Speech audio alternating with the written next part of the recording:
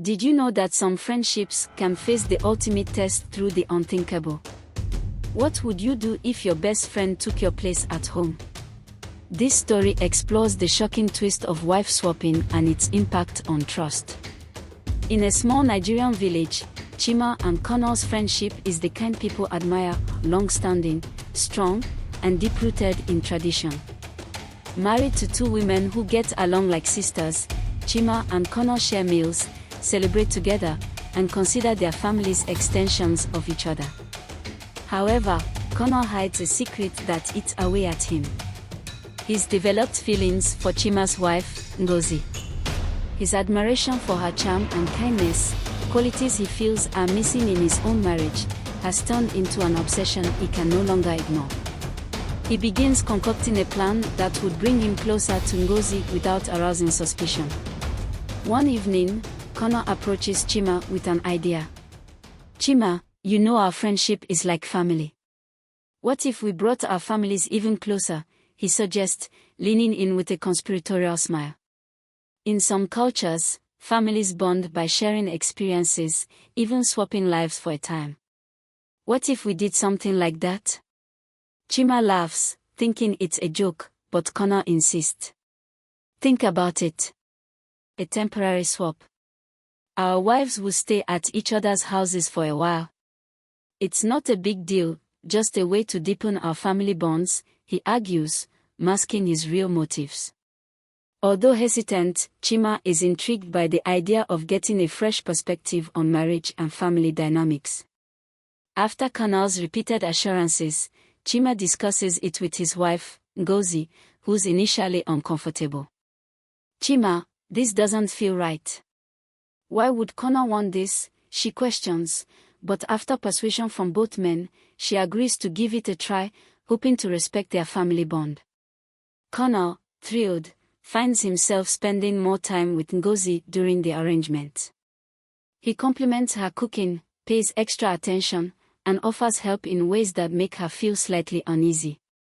One afternoon, while Connor is helping her carry water from the well, he confides, "Ngozi, you're unlike any woman I know.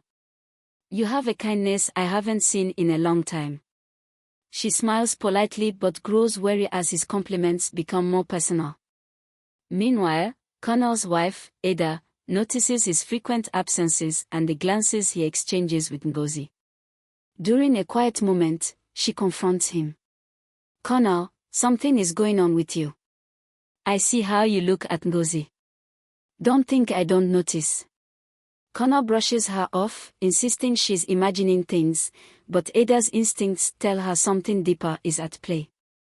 She observes as Connor lingers around Ngozi, always finding a reason to be near her.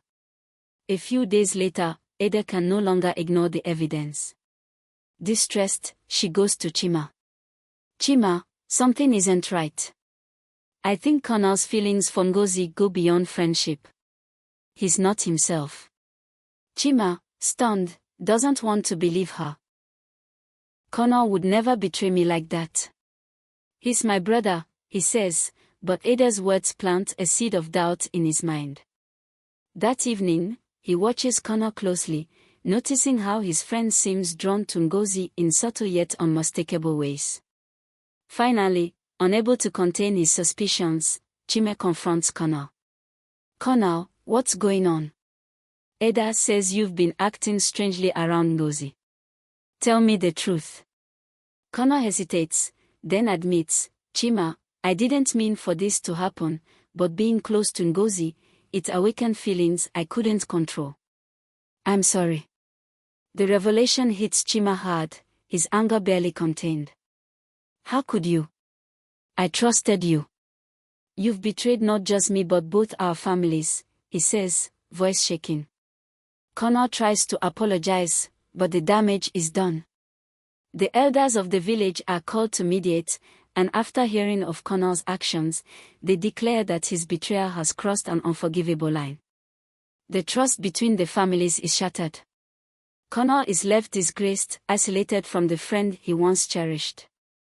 Chima, heartbroken, resolves to move on, vowing to rebuild his family's trust and leaving the painful memory of his once beloved friend behind.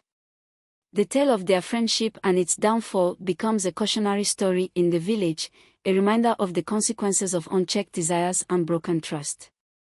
Do you believe loyalty can survive such a test? Share your thoughts below, and check out our other story on trust and family dynamics.